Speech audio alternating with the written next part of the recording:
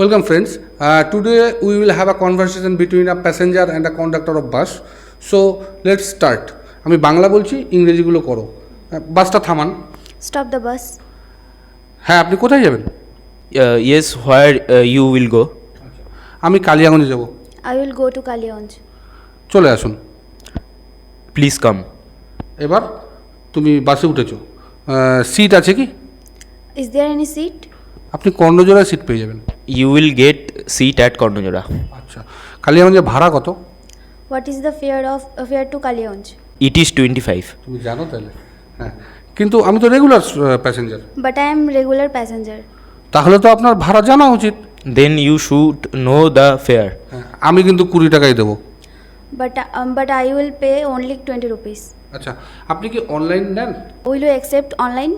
না, আমাকে ক্যাশে টাকা দিন। No, I need cash. So that is the conversation between a conductor and a passenger. So if you enjoy the video, please like, subscribe and comment. Thank you.